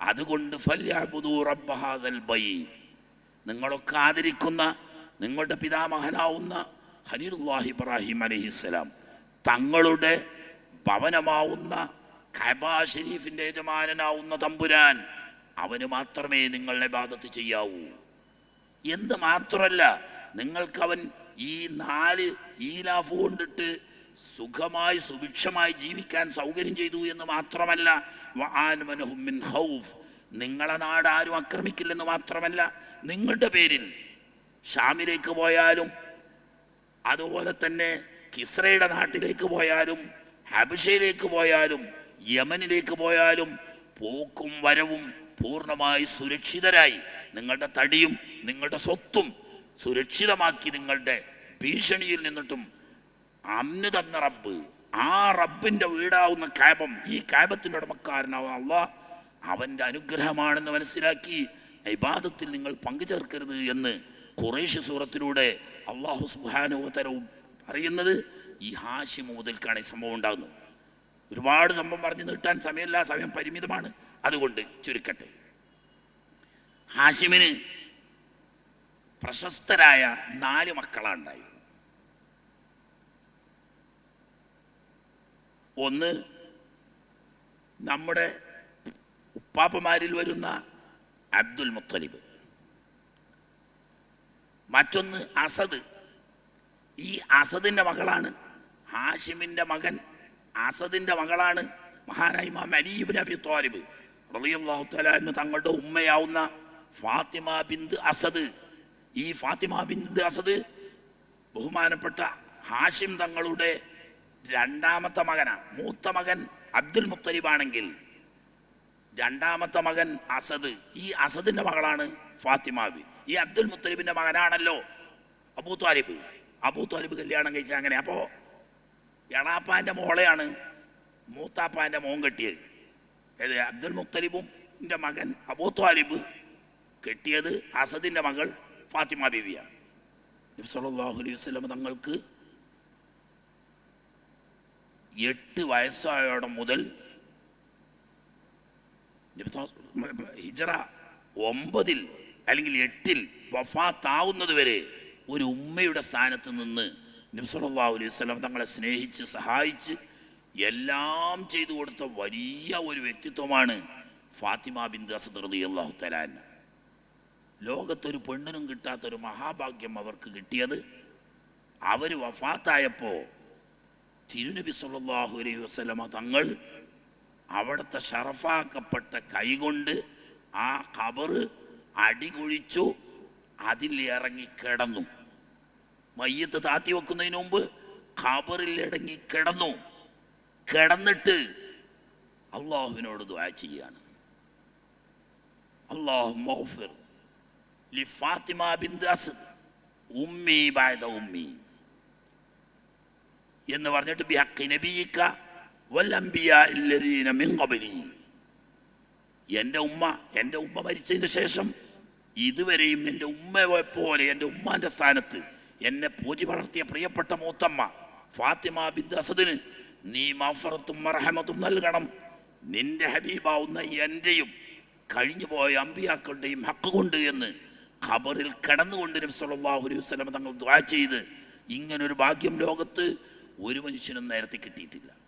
അങ്ങനെയുള്ള ഫാത്തിമ ബിന്ത് അസദ് പിന്നെ ഫാത്തിമ ബീവിൻ്റെ അമ്മായിമ്മയായി. ഈ അലിയാര് ഈ ഫാത്തിമ ബിന്ത് അസദിന്റെ മോനാണല്ലോ. നബി തങ്ങളുടെ മോള് ഫാത്തിമ ബീവി റളിയല്ലാഹു തആല അൻഹയെ കല്യാണം കഴിച്ചത് അലിയാരാണ്. അപ്പോൾ അമ്മായിമ്മ മോളമ്മായിമ്മയാണ്. തങ്ങളെ സംബന്ധിച്ച് മൂത്തമ്മയാണെങ്കിലും ഉമ്മാൻ്റെ സ്ഥാനത്തുമാണ്. അപ്പോൾ ഇവരിവിടെ അടുത്ത് വന്നതാണ്. പിന്നെ മറ്റൊന്ന് നഗലത്ത് എന്ന് പറഞ്ഞിട്ട് വേറൊരു മോനുണ്ട്, പിന്നെ അബ്ദ് എന്ന് പറഞ്ഞിട്ട് മറ്റൊരു മോനും. പക്ഷേ അവർക്കൊന്നും പാരമ്പര്യം കൂടുതൽ കാണുന്നില്ല. ഈ 2 മക്കൾക്കേ കാര്യമായി പാരമ്പര്യമുള്ളൂ. പക്ഷേ കൂടുതലായി നിലനിൽക്കുന്നത് പാരമ്പര്യം അബ്ദുൽ മുത്തലിബിന് മാത്രമേ ഉള്ളൂ. ഇങ്ങനൊരു ഫാത്തിമ ബിന്ത് അസദ് ഉണ്ടായതല്ലാതെ അധിക പേരൊന്നും അസദിൻ്റെ പരമ്പരയിലും കാണുന്നില്ല. ആട്ടെ, മഹാനായ ഹാഷിം പലപ്പോഴും മക്കയിൽ നിന്നിട്ട് വ്യാപാരത്തിന് പുറപ്പെട്ടാൽ പ്രധാന വിശ്രമ കേന്ദ്രമാവുന്ന ഇടത്താവളമാവുന്ന മദീന, അന്ന് യസ്രിബ് എന്നുള്ള പേരിൽ അറിയപ്പെടാം. യസ്രിബിൽ ഒരു ഇടത്താവളമാണ്. അവിടെ വിശ്രമിക്കും, അവിടെ നിന്നുള്ള വസ്തുക്കൾ ശേഖരിക്കും, അവരെ ഷെയർ കൂട്ടും. അതിന് അവരുടെ കൂട്ടത്തിൽപ്പെട്ട സെയ്ദ് ബിൻ അംർ എന്ന പേരിൽ പ്രസിദ്ധനായ ബനു നജ്ജാറുകാരനായ ഒരു നേതാവിൻ്റെ വീട്ടിലാണ് പലപ്പോഴും ഹാഷിം ഇടത്താവളമായി മദീനയിൽ വിശ്രമിക്കുമ്പോൾ തങ്ങാറ്. അങ്ങനെ ഈ സെയ്ദ് ബിൻ അംറിന്റെ പുത്രി ലൈല എന്നവരെ മഹാനായ ഹാഷിം വിവാഹമാചരിക്കുകയും സന്തോഷപൂർവം സെയ്ദ് ബിൻ അംർ അത് സ്വീകരിക്കുകയും ചെയ്തു. പക്ഷേ വിവാഹം കഴിക്കുമ്പോൾ ലൈല ഒരു ഡിമാൻഡ് വെച്ചിരുന്നു. ഞാൻ ഗർഭിണിയായാൽ പിന്നെ എൻ്റെ വീട്ടിൽ തന്നെ നിൽക്കുക, ഗർഭധാരണവും പ്രസവവും എൻ്റെ വീട്ടിൽ, ഗർഭം ധരിച്ചു കഴിഞ്ഞാൽ താമസവും പ്രസവവും എൻ്റെ വീട്ടിൽ, അതുവരെ വേണമെങ്കിൽ മാത്രം കൂടെ വരുള്ളൂ. ആ ഉപാധി സമ്മതിച്ചു കൊടുത്തുകൊണ്ട് കല്യാണം കഴിഞ്ഞു. അങ്ങനെ ഭാര്യയും ഭർത്താവുമായി കുറേ കാലം താമസിച്ചു. അതിനിടയിൽ ഇവർ ഗർഭിണിയായി. നേരത്തെ വ്യവസ്ഥ പ്രകാരം നാട്ടിൽ പിതാവിൻ്റെ അരികെ തന്നെ കൊണ്ടുപോയി പ്രസവിക്കാൻ വേണ്ടി അവിടെ കൊടുത്തു. കച്ചവടത്തിന് വേണ്ടി ഹാഷിം എന്നവർ ഷാമിലേക്ക് വീണ്ടും പോയി. അങ്ങനെ കച്ചവടം ആവശ്യാർത്ഥം താമസിച്ചു കൊണ്ടിരിക്കുമ്പോൾ ഫലസ്തീനിലെ, ഷാമിലിൻ്റെ പ്രദേശമാവുന്ന ഫലസ്തീനിലെ ഗസയിൽ വെച്ച് രോഗം ബാധിക്കുകയും മഹാനായ ഹാഷിം എന്നവർ അവിടെ വെച്ച് ഇഹലോകവാസം വെടിയുകയും ചെയ്തു. അങ്ങനെ മഹാനായ ഹാഷിം നിങ്ങൾ അന്ത്യവിശ്രമം കൊള്ളുന്നത് അവിടെയാണ്, ഗസയിലാണ്. ഇപ്പൊ പത്രക്കാരെ ഗാസ ഗാസ എന്നറിയാം. എന്താണ് തിരിയാതക്കാൻ വേണ്ടിയിട്ട് പറയാമെന്ന് തോന്നുന്നു. ആവശ്യമില്ലാത്തപ്പോൾ അതിൻ്റെ ആവശ്യമില്ലല്ലോ. ഗാസ ഗാസ എന്ന് പറയേണ്ട ആവശ്യമൊന്നുമില്ല. ഗസാന്നേ അതിനർത്ഥം ഉള്ളൂ പേര്. അപ്പൊ ഗസാന്ന് തന്നെ എഴുതാൻ കഴിയുമല്ലോ. അങ്ങനെ ഈ ഗസയിലാണ് നമ്മളെ ഇമാം ഷാഫി റളിയല്ലാഹു അൻഹു ജനിച്ചതും. ഷാഫി ഇമാം റളിയല്ലാഹു അൻഹു ജനിച്ച് 2 വയസ്സാവുന്ന സമയത്ത് വാപ്പ വഫാത്തായി. വാപ്പ വഫാത്തായപ്പോൾ ഉമ്മ വിചാരിച്ചു കുടുംബങ്ങളാരും ഇവിടെ ഇല്ല, ബനു മുത്തലിബുകാരനാണ്, അതിൽ പെയ്തപ്പെട്ട ആളാണ്. ഇവിടെ കുട്ടി വളർന്നാൽ ആരോരും അറിയപ്പെടാത്തവനായി തീരും. മക്കയിൽ പോയാൽ ബനു ഹാഷിമുകാരും ബനു മുത്തലിബുകാരും ആവുന്ന കുടുംബങ്ങൾ ധാരാളമുണ്ട്. അതുകൊണ്ട് തിരിച്ചു പോകാം എന്ന നിലക്ക് ഗസയിൽ നിന്ന് ഇമാം ഷാഫി റളിയല്ലാഹു അൻഹു 2-ാം വയസ്സിൽ ഉമ്മ കൂട്ടിക്കൊണ്ടുവന്ന് 2ാമത് മക്കയിൽ താമസമാക്കിയതാണ്. ഗസയിലാണ് മഹാനവറുകൾ ജനിച്ചത്, 2 വയസ്സ് വരെ ജീവിച്ചതും. ഹാഷിം തങ്ങൾ അവിടെയാണ് മറവട്ടെടുക്കുന്നത്. അങ്ങനെ മരണപ്പെട്ടു. സൽമ പ്രസവിച്ചു. നല്ല സുന്ദരനായൊരു കുട്ടി. കുട്ടിക്ക് ഷൈബത്തുൽ ഹംദ് എന്ന് പേരിട്ടു. ബാക്കി കുറേ മക്കളുണ്ട്, അതിനെ പറ്റിയൊന്നും നമുക്ക് ചർച്ചയില്ല. അങ്ങനെ ഷൈബത്തുൽ ഹംദ്. പിന്നെ ഭർത്താവ് മരിച്ചും പോയില്ലേ. സ്വാഭാവികമായും തറവാടിയായ പെൺകുട്ടി ഭർത്താവ് മരിച്ച സ്ഥിതിക്ക് പിന്നെ മക്കയിൽ വന്നിട്ടില്ല. അവരുടെ തറവാട്ടിൽ തന്നെ ബനു നജ്ജാറുകാരുടെ കുട്ടി ജീവിക്കുന്നു. കുട്ടി അവിടെ വെച്ച് വളർന്നു വന്നുകൊണ്ടിരിക്കുന്നു. അങ്ങനെ ഒരു 7-8 വയസ്സ് പ്രായമാവുമ്പോൾ കിനാനത്ത് ഗോത്രക്കാരിൽപ്പെട്ട ഒരു യാത്രക്കാരൻ മദീനയിലൂടെ വന്ന് വിശ്രമിക്കാൻ വേണ്ടി മദീനയിൽ ഇറങ്ങിയ സമയത്ത് കുറേ കുട്ടികൾ കൂടി കളിക്കുന്നത് കണ്ടു. അങ്ങനെ പല മത്സരങ്ങളും, അമ്പെയ്ത്ത് മത്സരം, കുതിരയോട്ട മത്സരം, ഇതിൻ്റെയൊക്കെ പരിശീലനമാണ് അവരെ കളികൾ. അങ്ങനെ മത്സരങ്ങൾ നടത്തുമ്പോൾ ഏത് മത്സരത്തിലും ഫസ്റ്റ് ഈ കുട്ടിക്കാട്ട് കിട്ടുമ്പോൾ കുട്ടികൾക്കിട്ടൊരു അഭിമാനം പറയും. എന്നാൽ ഫസ്റ്റ് കിട്ടിയാൽ കുട്ടി പറയും അന ഇബ്നു സയ്യിദുൽ ബത്ഹ, അന ഇബ്നു ഹാഷിം മുജീസ് ഖുറൈഷ്. കുട്ടികളാണെങ്കിൽ അതുണ്ടാവും ഒരു അഭിമാനബോധം. ഞാൻ സയ്യിദുൽ ബത്ഹാവിൻ്റെ മോനാണ്, അറബി ലോകത്തിലൂടെ ലൈസൻസ് വാങ്ങിക്കൊടുത്ത മുജീസിൻ്റെ മകനാണ് എന്നങ്ങനെ പറയും. അപ്പൊ കുട്ടിയോട് ചെറുപ്പാപ്പോളും അങ്ങനെ ഉണ്ടാവുമല്ലോ. കുട്ടീൻ്റെ അടുത്ത് ആരും എത്തൂല്ല. കണ്ടാലാണെങ്കിലോ ഹാഷിമിൻ്റെ ഒരു കോപ്പി കണ്ട് പകർത്തിയെടുത്ത് വെച്ചേക്കുന്നുണ്ട്. നോക്കിയാൽ ഹാഷിമിനെ കണ്ട് പരിചയമുള്ള ഏതൊരാൾക്കും ആ കുട്ടീനെ മുഖം കണ്ടാൽ തന്നെ അറിയുന്നത് ഹാഷിമിൻ്റെ കുട്ടിയാണ്. അപ്പം ഇയാളിങ്ങനെ അടുത്ത് നിന്ന് കണ്ടപ്പോൾ തന്നെ ഇയാൾ കുടുംബക്കാരനൊന്നുമല്ല, കിനാനത്തുകാരനാണ്. അയാൾ ചോദിച്ചു, മോനെ നീ ആര മോനാ? പറഞ്ഞു, ഞാൻ ഹാഷിമിൻ്റെ മോനാണ്. ഞാൻ ഹിജാസിലെ ബത്ഹായിലെ ആളാണ്. പിന്നൊന്നും പറയാനില്ല, അയാൾ കുടുംബക്കാരനൊന്നും അല്ലല്ലോ. അപ്പം പഴയ ഹാഷിമിനെ ഓർമ്മയാക്കുന്നുണ്ട്. അങ്ങനെ നേരെ ഇയാൾ എന്താക്കി, മക്കയിൽ തിരിച്ചു വന്ന് മക്കയിലെത്തുമ്പോൾ കുട്ടിയുടെ എളാപ്പ ഹാഷിമിൻ്റെ ചെറിയ അനുജൻ മുത്തലിബ്, മഹാനായ മുത്തലിബ് ഹിജർ ഇസ്മായിലിൽ ഇങ്ങനെ ഇരിക്കുന്നുണ്ട്. അത് ഖുറൈശികൾ, പ്രത്യേകിച്ച് ഇവർ ബനു അബ്ദു മനാഫുകാർ എപ്പോഴും അവരുടെ സ്വാധീനത്തിലാണ്. അത് ഖുസൈ മുതൽക്ക് ഇങ്ങനെ പോരുന്നത്. അങ്ങനെ ഇരിക്കണ്ടപ്പോൾ ചെന്ന നിൽപ്പന്ന് ഇയാൾ വീട്ടിൽ പോയിട്ടും കൂടിയില്ല. ഈ യാത്രക്കാരൻ കിനാനക്കാരൻ വന്നടന്നെ പറഞ്ഞു, അവരെ ഭാഷയിൽ സലാം പറഞ്ഞതിന് ശേഷം വന്നിട്ട് പറഞ്ഞു, നിങ്ങളെ അവിടെ ഒരു കാര്യമുണ്ട്, എനിക്ക് അത്യാവശ്യമായിട്ട് പറയേണ്ടത്. ഇത് ഞാൻ യസ്രിബിൽ നിന്ന് വരികയാണ്. യസ്രിബിൽ ഞാനൊരു ആശ്ചര്യകരമായ കാഴ്ച കണ്ടു. നിങ്ങളുടെ ജ്യേഷ്ഠ സഹോദരൻ ഹാഷിമിൻ്റെ പുത്രനാണെന്ന് പറയുന്ന ഒരു കുട്ടി അവിടെയുണ്ട് വളരുന്നു. അന്യഗോത്രക്കാരായ ബനു നജ്ജാറുകാരുടെ കൂട്ടത്തിൽ ഒരു യതീമായി വളരേണ്ട കുട്ടിയാണോ ഹാഷിമിൻ്റെ മകൻ? നിങ്ങളൊക്കെ ജീവിച്ചിരിക്കുമ്പം നിങ്ങൾക്ക് അതിനൊരു ഉത്തരവാദിത്തമില്ലേ? അപ്പോൾ നേരത്തെ തന്നെ ഇണപിരിയാത്ത ബന്ധമായിരുന്നു മുത്തലിബും ഹാഷിമും തമ്മിൽ. ഇത് കേട്ടപ്പോൾ അദ്ദേഹം ചാടി എണീറ്റു. സത്യമാണ്, ഇക്കാക്ക അങ്ങനെ ഒരു കാര്യം എന്നോട് നേരത്തെ സൂചിപ്പിച്ചിട്ടുണ്ട്. സൽമാ ബിന്ത് സെയ്ദ് ബിൻ അംർ ഗർഭിണിയാണെന്നും അവർ പക്ഷേ വ്യവസ്ഥ പ്രകാരം അവരുടെ പിതാവിൻ്റെ വീട്ടിലെ പ്രസവിക്കൂ എന്നും പറഞ്ഞിട്ടുണ്ട്. നീ ആ കുട്ടിയെ സംരക്ഷിക്കണം എന്ന് എന്നോട് പറഞ്ഞതുണ്ട്. പക്ഷെ ഞാനത് ശ്രദ്ധ വിട്ടതാണ്. അതുകൊണ്ട് ഞാൻ ഇപ്പോൾ ഇനി അത് കുട്ടീനെ കൊണ്ടുവന്നിട്ടേ ബാക്കി വർത്താനുള്ളൂ എന്ന് പറഞ്ഞപ്പോൾ ഈ കിനാനത്തുകാരൻ അയാൾ യാത്ര ചെയ്യാൻ ഉപയോഗിച്ചിരുന്ന ഒട്ടകത്തെ മുത്തലിബിന് വിട്ടുകൊടുത്തു.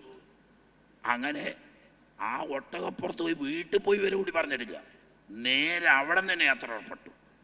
അങ്ങനെ പോയി ദിവസങ്ങളോളം യാത്ര ചെയ്യണം. അന്ന് 9 ദിവസം യാത്ര ചെയ്താൽ 10ാമത്തെ ദിവസമാണ് ഒട്ടകപ്പുറത്തുള്ള യാത്രയിൽ മദീനയിലെത്തുക.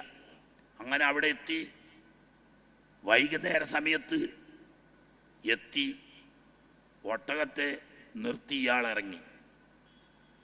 അപ്പോൾ സ്വാഭാവികമായിട്ടും വൈകുന്നേര സമയത്ത് കുട്ടികൾ കളിക്കുന്ന സമയമാണ്. കുട്ടികൾ കൂടിയിരുന്ന് കളിക്കുന്നിടത്തുനിന്ന് ഈ കുട്ടിയെ ഒറ്റ നോട്ടത്തിൽ കണ്ടപ്പോൾ തന്നെ മുമ്പർക്ക് മനസ്സിലായി, കാക്കാൻ്റെ കോപ്പിയാ കുട്ടി. അങ്ങനെ അടുത്ത് എന്നിട്ട് പറഞ്ഞു, മോനെ, ഞാൻ നിന്റെ എളാപ്പ മുത്തലിബാണ്. നീ ഇവിടെ ജീവിക്കേണ്ടവനല്ലല്ലോ, നമ്മൾ ബത്ഹായിലല്ലേ. നമ്മളെ ഖുറൈശികൾ, നമ്മളെ കുടുംബങ്ങളും ബാക്കിയുള്ളവരൊക്കെ ബത്ഹായിലാണ്. നിന്നെ കൊണ്ടുപോകുന്ന ഞാൻ നിന്നെ എളാപ്പ, നീ പോരുന്നോ?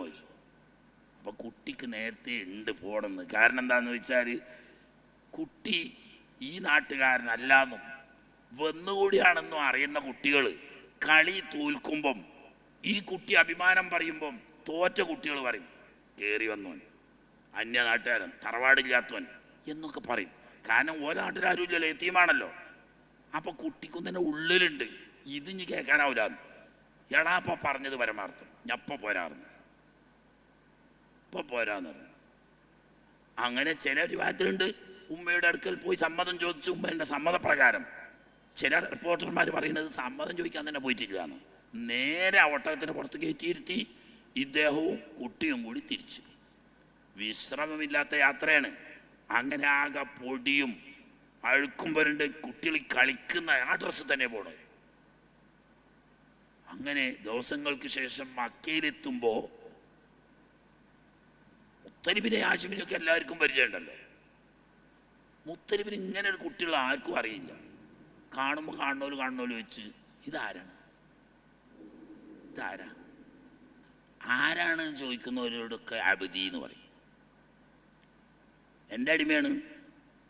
അങ്ങനെ നാട്ടിലെത്തി വീട്ടിൽ പോയി വഴിയിൽ നിന്നിട്ട് മാർക്കറ്റിൽ നിന്നിട്ട് നല്ല ഹാഷിമിൻ്റെ ഒരു കുട്ടിക്ക് വേണ്ട രീതിയിലുള്ള വസ്ത്രങ്ങളും മറ്റുമൊക്കെ വാങ്ങി വീട്ടിൽ ചെന്ന് കുട്ടിയുടെ മുടിയൊക്കെ നന്നാക്കി കുളിപ്പിച്ച് നല്ല വസ്ത്രമൊക്കെ മാറ്റി രാവിലെ കുട്ടിയെയും കൂട്ടി മസ്ജിദുൽ ഹറാമിൽ വന്നു. അറബികൾക്ക് സ്വഭാവമുണ്ട്, രാവിലെ എല്ലാവരും ഉണർന്നാൽ ഉടനെ മസ്ജിദുൽ ഹറാമിലെത്തും, ഒന്ന് കഅബ തവാഫ് ചെയ്യും. എന്നിട്ട് അവിടെ ഇരുന്ന് കൂടിയാലോചനയൊക്കെ കഴിഞ്ഞിട്ട് സൂര്യൻ ഉദിച്ച് കുറച്ച് കഴിഞ്ഞിട്ടേ പുറത്തൊക്കെ പോവുള്ളൂ. അപ്പം എല്ലാവരും ആ സമയത്തുണ്ടാവും. ആ സമയത്തേക്ക് കുട്ടിയെ നല്ല ഡ്രസ്സൊക്കെ അണിയിച്ച് നല്ല ഭംഗിയാക്കി കൂട്ടിക്കൊണ്ടുപോയിട്ട് പറഞ്ഞു. ഞാൻ ഇന്നലെ പറഞ്ഞത് അബദ് എന്നാണെങ്കിലും ആ സമയത്ത് അങ്ങനെ പറയേണ്ടി വന്നതാണ്. എൻ്റെ അബദല്ല, നമ്മുടെയൊക്കെ നേതാവായിരുന്ന സയ്യിദുൽ ബത്ഹ ഹാഷിമിൻ്റെ പ്രിയപ്പെട്ട പുത്രൻ ബനു അദി ഗോത്രത്തിൽപ്പെട്ട സൽമയുടെ മോനാവുന്ന ഷൈബത്തുൽ ഹംദാണ്. പക്ഷെ ആദ്യം വിട്ട് പേര് തന്നെയാണ്, അതങ്ങനെ അവിടെ നിന്നു. പക്ഷേ അദ്ദേഹവും അത് സന്തോഷത്തോടെ സ്വീകരിച്ചു. കാരണം എന്താണെന്ന് വെച്ചാൽ, ഒരു വാപ്പ മക്കൾക്ക് കൊടുക്കുന്ന സ്നേഹവാത്സല്യങ്ങളെക്കാൾ കൂടുതൽ ഈ എളാപ്പ മുത്തലിബ് ഈ കുട്ടിക്ക് കൊടുത്തു.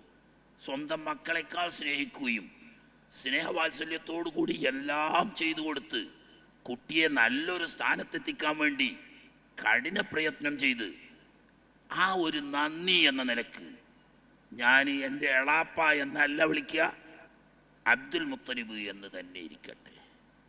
മുത്തലിബ് എൻ്റെ എളാപ്പയാണ്, ഞാൻ അവരുടെ മകനാണെന്നതല്ല പ്രശ്നം, ഞാൻ അവരുടെ അടിമയാണ്. ഏതടിയാ? അബ്ദുൽ ഇഹ്സാൻ. അത് നമ്മൾ പ്രത്യേകം മനസ്സിലാക്കണം. അബ്ദു കൽ മിസ്കീൻ യർജൂ എന്ന് പറയുമ്പോൾ ആളുകൾ പേടിച്ച് ബേജാറാകുകയാണ്. നബിയെ, അങ്ങയുടെ മിസ്കീനായിരിക്കുന്ന ഈ അടിമ അങ്ങയിൽ നിന്നിട്ടും കൊതിക്കുന്നു. ഫളകൽ ജമ്മൽ ഗഫീർ. അബ്ദു നബി എന്ന് പറയാൻ പാടണ്ട. അബ്ദു കൽ മിസ്കീൻ, അബ്ദു നബി എന്നും പറയാ, അതിൻ്റെ അപ്പുറം പറയാ. എന്താണ് ഈ അബ്ദിൻ്റെ അർത്ഥം? അബ്ദിൻ്റെ അർത്ഥം നിങ്ങൾ പറഞ്ഞിക്ക് മാലിക് എന്നുള്ള അർത്ഥം മാത്രമല്ല ഉള്ളത്. അൽ ഇൻസാനു അബ്ദുൽ ഇഹ്സാൻ എന്ന് അറബി ലോകത്ത് പ്രസിദ്ധമായ ഒരു അർത്ഥവാക്യമുണ്ട്. ഒരു മനുഷ്യൻ തനിക്ക് ഉള്ളഴിഞ്ഞ് സഹായം ചെയ്തവർക്ക് മാനസികമായി അടിമപ്പെടും. അത് സ്നേഹത്തിൻ്റെ അടിമത്വമാണ്. ആ നിലക്ക് എളാപ്പ തനിക്ക് തന്ന സ്നേഹവും സഹായവും അംഗീകാരവും പരിഗണിച്ചിട്ട് അബ്ദുൽ ഇഹ്സാൻ എന്ന നിലക്ക് മഹാനായ അബ്ദുൽ മുത്തലിബ് തൻ്റെ സ്വന്തം പേര് ഷൈബത്തുൽ ഹംദ് എന്നത് വിട്ടേച്ച് അഭിമാനപൂർവ്വം തന്നെ തൻ്റെ മരണം വരെ അബ്ദുൽ മുത്തലിബ് എന്ന പേരിൽ തന്നെയായിരുന്നു പരിചയപ്പെടുത്തിയിരുന്നത്. അല്ലാതെ അത് പേരല്ല, എളാപ്പയുടെ നന്മക്ക് നന്ദിയായിക്കൊണ്ട് അബ്ദുൽ ഇഹ്സാൻ എന്ന നിലക്ക് എളാപ്പയുടെ ആ ഇഹ്സാന്, ആ ഹുസ്നിയത്തും ഇഹ്സാനും എത്രത്തോളം നന്ദിപൂർവ്വം എൻ്റെ മോന് അനുസ്മരിക്കുന്നുണ്ട് എന്ന് എളാപ്പാക്ക് കാണാൻ വേണ്ടിയിട്ട് അപ്പേര് തന്നെ സ്വീകരിച്ചു. ഇനി നമുക്ക് അബ്ദുൽ മുത്തലിബിനെ കൂടി പറഞ്ഞാൽ കഴിഞ്ഞു ഈ വിഷയം. അബ്ദുള്ള എന്നവരെ പറ്റി അധികം പറയാനില്ല. ചരിത്രത്തിൽ വളരെ ചെറിയ ഒരഭിപ്രായത്തിൽ 18 വയസ്സ് വരെ, മറ്റൊരഭിപ്രായത്തിൽ 25 വയസ്സ് വരെ ആകെ അബ്ദുള്ള എന്നൊരു ജീവിച്ചിട്ടേ ഉള്ളൂ. ആകെ ഒരു മുഹമ്മദ് റസൂലുള്ളാഹി അഷ്റഫുൽ ഖൽഖ് സ്വല്ലല്ലാഹു അലൈഹി വസല്ലം തങ്ങളിലല്ലാതെ ആണോ പെണ്ണോ ആയിട്ട് വേറെ മക്കളും ഇല്ല. ആമിന ബീവിക്ക് വേറൊരു ഭർത്താവും ഇല്ല. അബ്ദുള്ള എന്നവർക്ക് വേറൊരു ഭാര്യയും ഇല്ല. ഇതിനായി അള്ളാഹു തആല തിരഞ്ഞെടുത്തു. അത് വളരെ കുറഞ്ഞേ ഉള്ളൂ. അതിൻ്റെ തൊട്ടു മുമ്പായി ഇർഹാസായിക്കൊണ്ട് ഒരുപാട് കാര്യങ്ങൾ അബ്ദുൽ മുത്തലിബൂടെ അള്ളാഹു തആല നിർവഹിച്ചിട്ടുണ്ട്. അതുകൂടി ചുരുക്കി പറഞ്ഞിട്ട് നമുക്ക് ഇൻഷാ അല്ലാഹ് നബി ജനിക്കുന്നതോടുകൂടി നബിയിലേക്ക് കടക്കാൻ കഴിയും എന്ന് പ്രതീക്ഷിക്കുന്നു. അവിടെ നിർത്തേണ്ടി വന്നാൽ അവിടെ നിർത്തും. ഇനിയും അള്ളാഹു തആല തൗഫീഖ് ചെയ്താൽ പിന്നീട് പറയും. നിങ്ങൾക്ക് സൗകര്യം, നമുക്കിവിടെ വൈസിന്യം തിരക്ക് വന്നുകൊണ്ട് പല അസൗകര്യങ്ങളും ഉണ്ട്. എന്നാലും നിങ്ങൾക്കൊക്കെ താല്പര്യമുണ്ടെങ്കിൽ ഒഴിവ് പോലെ റബീഉൽ അവ്വൽ കഴിയുന്നത് വരെ ഒഴിവുള്ള സമയങ്ങളിലൊക്കെ പറയാം. ചെറിയ തോതിലൊന്നും സല്ലല്ലാഹു അലൈഹി വസല്ലം തങ്ങളെ അടുത്തേക്ക് എത്തണമല്ലോ. അപ്പം ബാപ്പമാരെ പറ്റി പറഞ്ഞതിനെ വളരെ കുറച്ചേ പറഞ്ഞിട്ടുള്ളൂ. എന്നിട്ട് തന്നെ ഇപ്പം ദിവസം ഒരാഴ്ചയോളം ആയിക്കഴിഞ്ഞു. ഏതായാലും അല്ലാഹു തആല ആ മഹാന്മാരെയൊക്കെ മനസ്സിലാക്കാൻ, അതുപോലെ തന്നെ ഹബീബിനെ മഹബത്ത് വെക്കാനും അവരെ ഇത്തിബാഅ് ചെയ്തുകൊണ്ട് അവരോടൊപ്പം സ്വർഗത്തിൽ പോകാനും അല്ലാഹു തആല തൗഫീഖ് ചെയ്യുമാറാകട്ടെ. വാഖിറു ദഅവാനാ അൽഹംദുലില്ലാഹി റബ്ബിൽ ആലമീൻ. അസ്സലാമു അലൈക്കും വറഹ്മത്തുള്ളാഹി.